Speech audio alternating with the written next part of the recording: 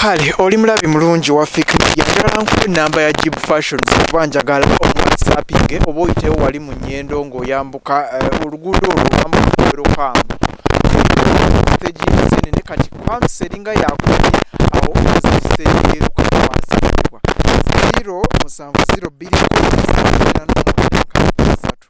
oba noti 2 13 nkaaga musatu mukubireko omubuuzi kyalina mu sitoka akubuulire ate mubenga mutegeragana akabeeyi ne oba oyagala bumanya kikyalina ojje ng'otegeera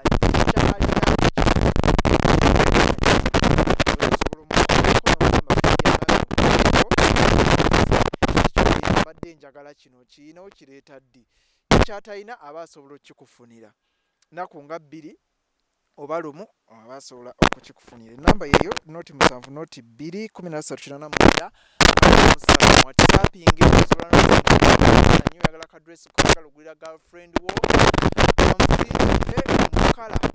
yagala aba asobola okikufulira kasaba nga kyakwambala obwomunda abuyina oksa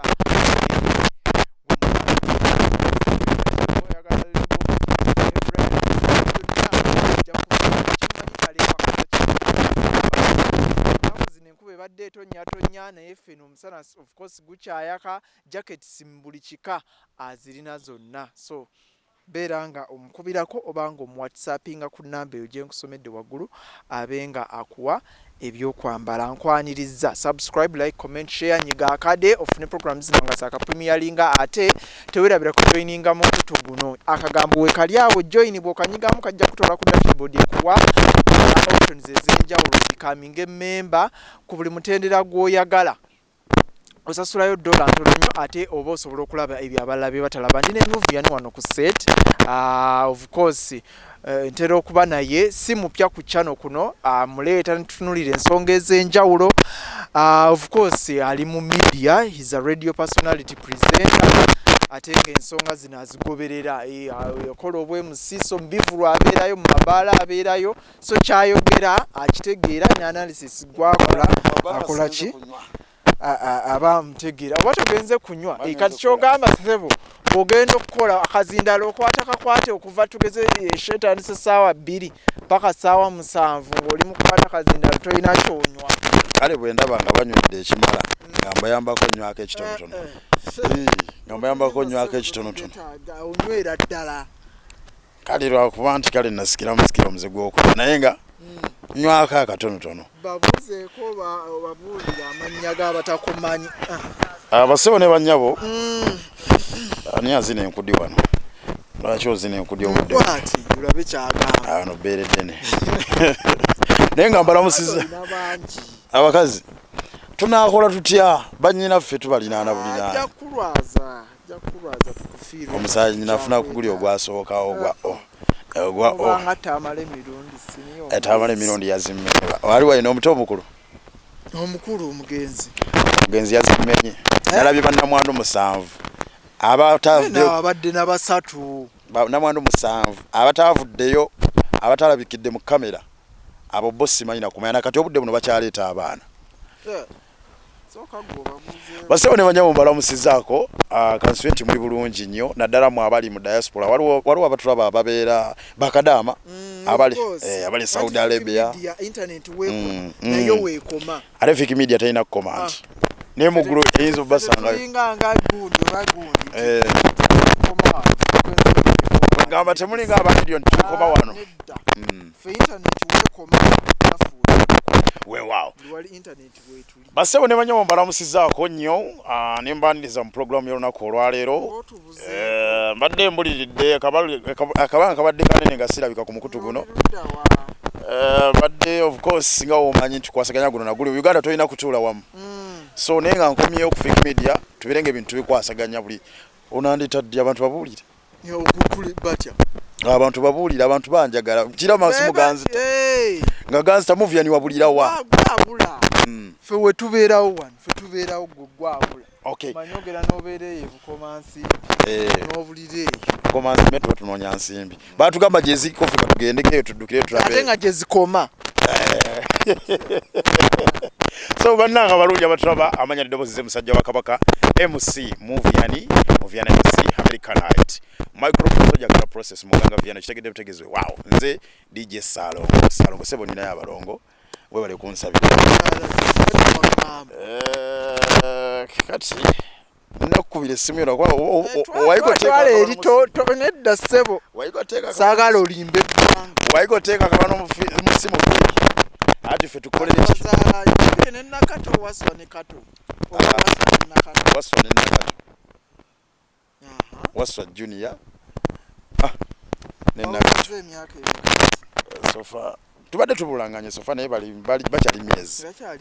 bakyali myezi kati esatu sofa nenga basebo ne banyabo ndi musajja mukozi wa ku radio Nsimbi FM 89.1 9.1 Nsimbi Farmer Radio Muzanganda we are tusinzira mu kibuga Masaka onandoza wanona tukuba osebe kirisebo so tenga ndi musajja event manager event MC namabala mbera so kyomanya entertainment nze ntambulira ku radio of course nkola morning show saa 12 paka saa 4 of course and Sunday kumacha saa 2 paka saa 5 ezo kumacha of course ku Sunday it's a vibe yeah it's a vibe yeah Monday it's on Sunday a bit of vibe then Monday to Friday of course you know that is drive and mba muworo ko so entertainment namuli nebirala bingi nyo kuzukusa abantu kugenda kukola nga tu kuzukusa abantu kugenda kukola ngo bawolo koso of course abantu olina bawa update kye kitambula tamale yafudde kye kyamuse okitegedde edikezo yageze mu set house yanonyeyo ki okitegedde byonna oboyina abantu byo abaddawo amawulire of course of course tamale mirundi ebyamutabire bingi nga wonaga omuntu enafuna mu challenges mbulamu bwe byo tuyitamu sometimes kinzo obutakuleka waggulu you know tamale yatuuka mu mbeera nga obwavu ekyamazima nga bumuyinze nga atayina obuvunanyizibwa bungi jukira nti yali yafiirwa omulimu okitegera biki bamu obwa advisor nga kino tebawadde n'agaana okugukola kukyate ng'agenda kuwabula tebuwabulwa kukyanti nga muwabula ku byamagye ku bya security obaye President Museveni abantu babafunira obu office n'abategaatega obu office babeeraawo bakaddiiraawo mpolampola naye ndowooza tamale yagenda olaba tekajja mmukolera n'agamba mbeera ne office zo naye kanneeberera eno n'abeera eyo nga yala zimukuba ekyamazima natuka ekiseera nga yala zikola ki zimukuba n'agattamu n'endwadde z'obukadde bw'atyo mpolampola okumalirizanga omukulu tumuziise twawuliddeko nti waliwo abadde baagala omutta manye abantu abamu ab'enjawulo naddala abakukunavu betodde nabo mu ggwanga wano abasingira bafudde bufe babasebusi abolabera isima bwe yali naddala abali mu saako zaffe of course era byogerwa mbu wali banga mulimu style za kato okusinza yefiiridde bibi yafiira mu ddwaliro nga bamujjanjaba yali agala omutta omulwadde n'omulwadde so bamutta abalabe boy abalina nga bangi waliwo ayinza okubeera nga abadde tamwagala kitegeera n'agamba si akasajja kano kawona ne kakomawo kajja kunfuukira threat n'akozesa omukisa ogwo ogw'okuba nti tamala alwaddemu n'amugiga n'akola ki n'avaawo of course ezo chances abantu basobola zikozesa n'amugjawo omulambo nga weeguli si bwe yalaama ate n'alamba bamuziika ayimiridde era kye nabadde nninza okulaba kwe kulaba ng'omukulu ayimiridde nga bamuziisa ayimiridde naye I was so disappointed abaana ekiraamo ba junior mwakoze mutya kyalisobose ekiraamo ky'omugenzi nze bwenfanga ekiraamo ekyange nga bwenkindiba nkirese bwenkyagala naye tamale katulinde tulaba oba omuzimu gwo gunaavayo ne gukuba ku bantu ku mbooko kati bandimuyimirizza batya kuba omulambo tegusobola kuyimirira bwe ne gutereera. Of course bamukolera fitting. Nga bwe bakolera fitting mu mpale naye bali mukoledde coffin ya fitting.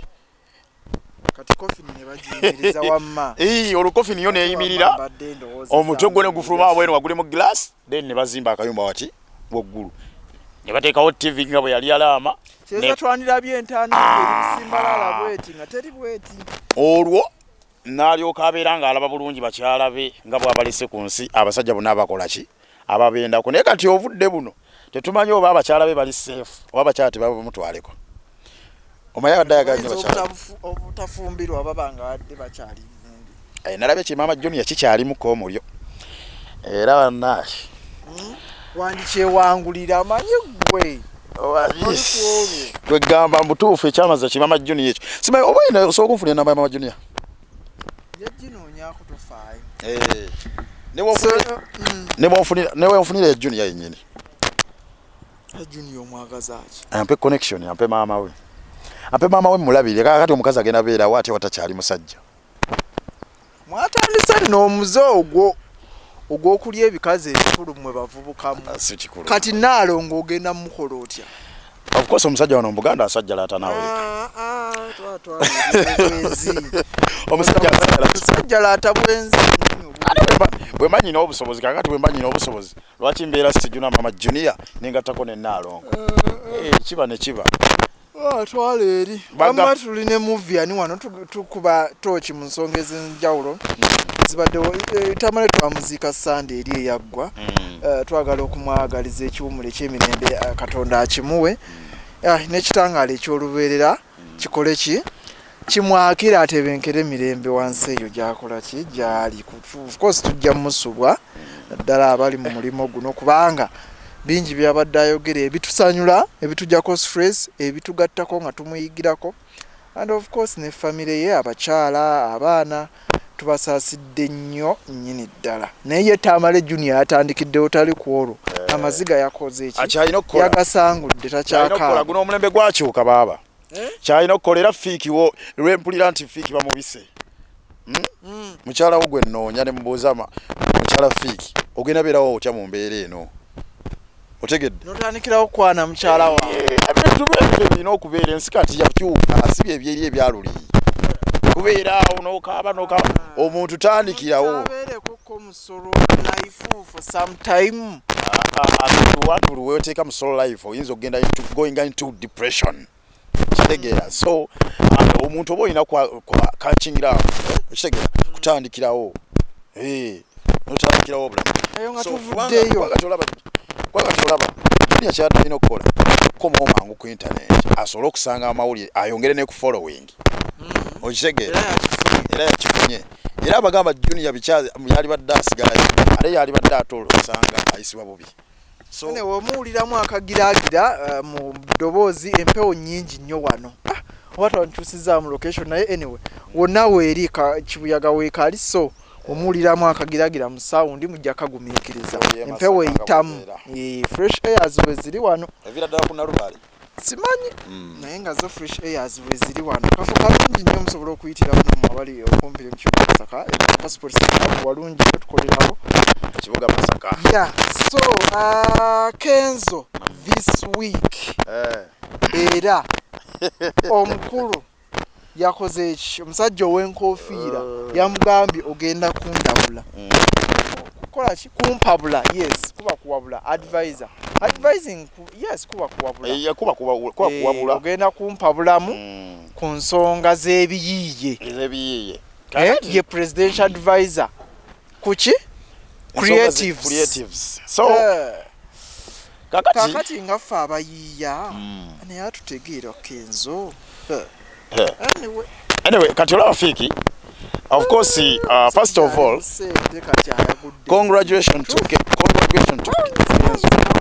congratulations naye tekigenda kukola tekisobola kukola fiiki kakati ekisooka omusajja muwabuzi wa mukulembeze wa ggwanga omanyi kyekitegeeza obudde buno obudde buno ezo zibayite empingu era omukulembeze naawe eriiso yatunuzza jjoja ate bagamba eriiso ly'omukulu waddugala we wakola kati mu bonna naaba nga yalonzeeyo Kenzo kitegeeza Kenzo alina ekyenjawulo mu bayiiya baffe wano e Uganda abalala kye batalina ensonga lwaki yalondeddwa ati nga nze profesa Eddie Kenzo ndaba nga yayokyezza first of all omuyimbi tobeera muyimbi wa muntu omu era otosobola kubeera muntu wa pato emu kati olaba bwetuba tutegeka ebiyiiye Kenzo wa NRM kakati obudde buno era kiba kyeraze kwa bulijjo akyewakana nti si NRM si waki bagezaako kimulaga nti oli NRM nga yakola ki ng'akyewakana naye kati obudde buno yavuddeyo n'akiraga ensi nti wa NRM kuba okubeera appointed by president kitegeeza muba mwali mwogeddeko ne president okitegeera kakitegeeza kati yavuddeyo mu lwatu yavuddeyo n'abalaga kaadi ye nti si munnabyabufuzi Eddie Kenzo president waba yavuddeyo n'amuappointing okubeera advisor we ku biyiiye kitegeeza now is officially in NRM kitegeeza yavuddeyo n'alaga kale entuufu gyakola ki gyagwamu of course kigenda mukosa musical kubanga first of all nawe okimanyi nti omuntu asinga okuyingira endongo wano e Uganda be bano abaana abawansi abaana ba boda abasiisi ba chapati ba myaka 18 myaka 25 of course bonna kati following okimanyi nti ya nopo obudde buno oba no opposition at large okutwaliza waki okutwaliza wamu nze okusinziira munda bajekola ki nze mpandowooza yange nawe watulaba osobola okuba nga olina endowooza eyiyo lwaki ogamba nti si kyekituufu ng'ate nze mpadde endowooza yange nanti gwe wadde endowooza yo so nze mukulabyeko leka kiteekako nti abavubuka bonna emyaka era nedda ssebo ate n'abawagira gavumenti mwibalinga bo bali satisfied ne gavumenti eriko sebo era bwoba oli promota ng'oliyo ng'otulaba ng'oyagala okufiirwa ku ssente osoonoonya ku Kenzo okufiirwa ku ssente osoonoonya ku Kenzo n'omutegeka ewantu wonna kusala bulungi n'otegeera kubanga olaba ate bulijjo era zigaana nga tannalaga side ebyo seba abantu abazze okujakala babivaako ebyo ebyobufuzi ne badda ku ndongo Kenzo ayina endongo kati nze nkubuulira nze ffe tubeera mu bbaala kati okuba oluyimba lwa Kenzo abantu ne bayimirira obudde buno okuba oluyimba lwa Kenzo ne bayimirira eggulo nabadde mulabamba ne bagaana ozzina eggulo nabadde mulabamba nze ofishe musiwala bamba nze nkubuulira bino okiwulira nkuba amabaala ag'enjawulo kitegeera so ebintu byenjogera ndi ku ground neekulo kutaano era nadde mu show kitegeera tade kivulu kyabadde kya Rema Namakula Spice Dana Paraso kitegeera so Ryan yabadde ategese of course nenga olaba obwe bamaze okuyimba of course badije ne bakuba ne tana apo bogiraba kunnyaniza gibandi abantu bolaba nnyaniza gibakola ki gibaniriza oluyimba okitegeera ngolaba bakuba oluyimba lwa Kenzo abantu tebacamukanga bo bacamukanga luli okitegeera so mu mbeera ekyenyiza okugamba Kenzo mu kino ekintu nze ndaba nga yafiiridwa naye by the way ayinza okuba nga era musical abadde takyalinawo na music abadde ayina oluyimba ki musical abadde naye takyalinawo music kati obudde buno abayimbi abasinga kati bw'otunuulira Wine yaddukira mbyobufuzi nga music atandise okukola ki bw'otunuulira mu Bebe Cool oyo ye nekyaliko obudde buno Bobi Wine yagenda mu byobufuzi ng'agudde musical Bobi Wine yali tagudde musical yali takyalinawo yali anoonya kiddako kifuna era n'abeera success nga bw'oli munnamawulire wano n'ogamba kati bwadda mu ndongo takyasobola kikubanga bwe yali of course takyasobola because amateeka oba kati ate akikuba n'okusinga bwe yali of course first of all Bobi Wine audience agina obudde buno naye ali limited by government esobola mukkiriza kuddamu kola ki kuperforminga na kuyimba because bamanyi amaanyi ge singa Bobi Wine obudde buno omukkiriza n'ategeka show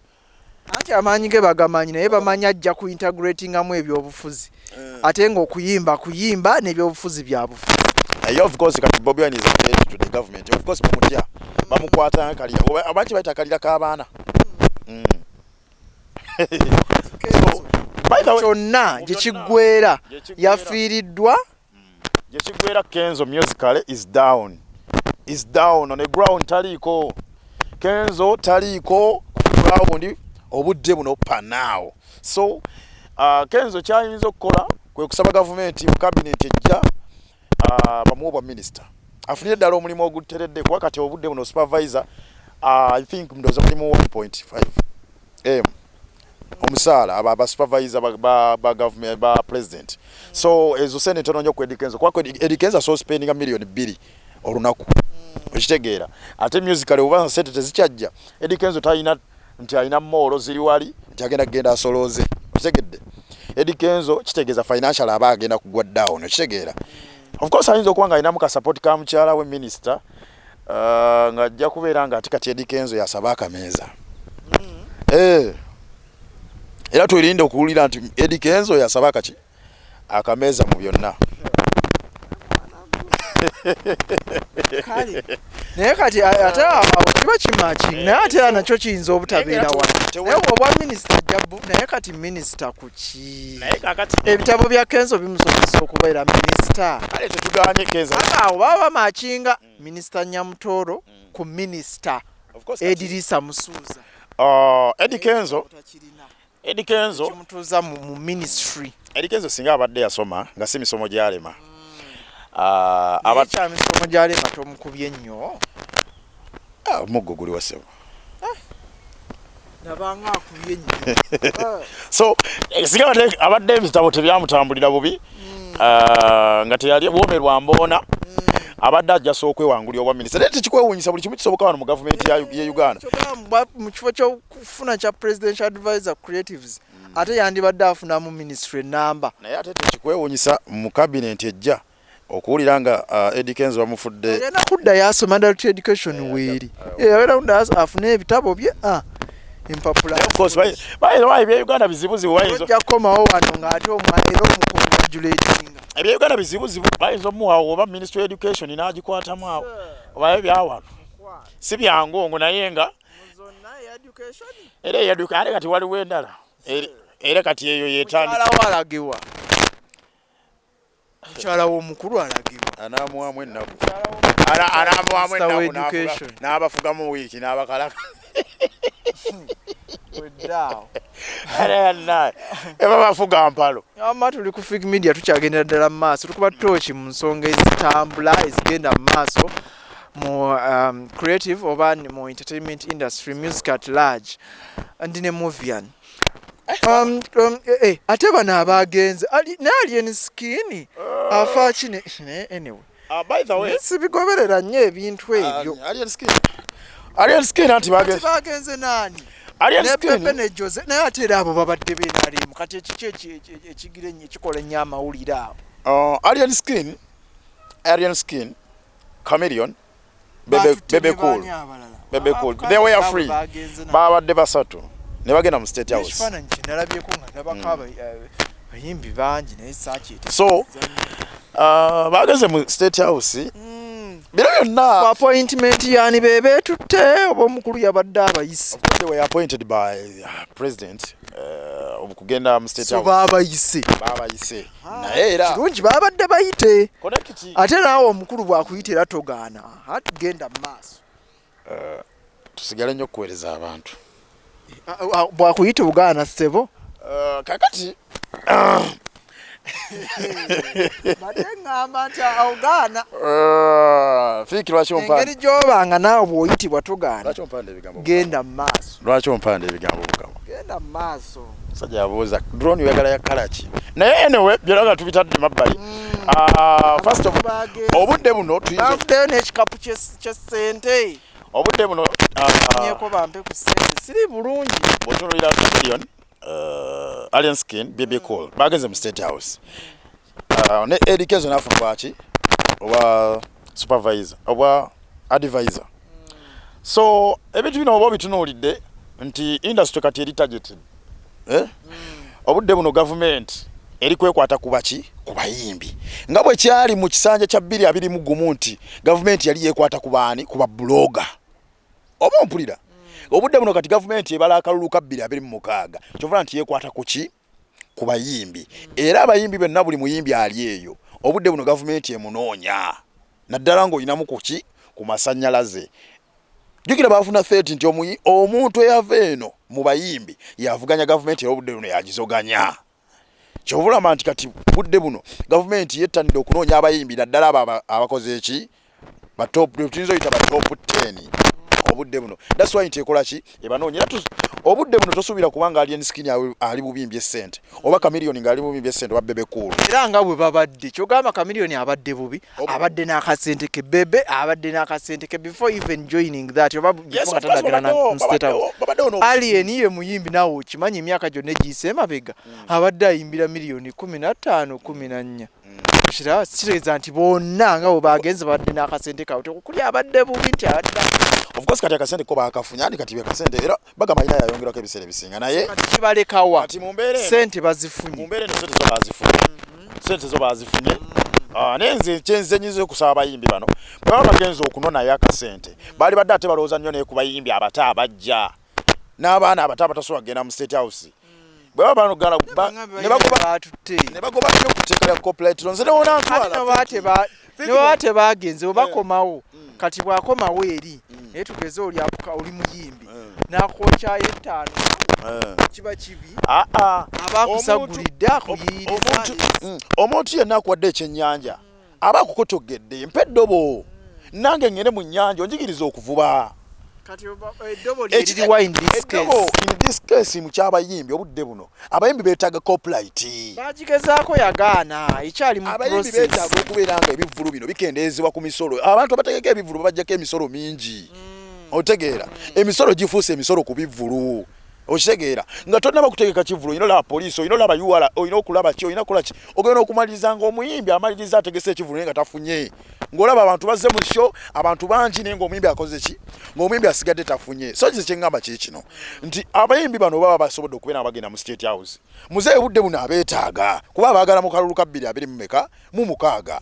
bali badde bamusaba copyright ne bamusaba ne kubasalira ku misolo mu mbeera emu oba ekola ki oba endala naddala ku equipment ezeyambisibwa mu music industry gamba ng'eŋŋoma gamba nga emizindalo n'ebintu ebirala bingi nnyo n'ebyuma bya studio abayimbi nasobola okuba nga industry yawana ekola ki esobola okubeera abanigeria kye batusinga abanakenya kye batusinga aba South Africa kye batusinga gavumenti zibatereddewo embeera okulaba nga basobola okubeera nga bakola ki nga basobola okubeera nga bayimba kati tugenda tunuulira obudde buno tuli ku social media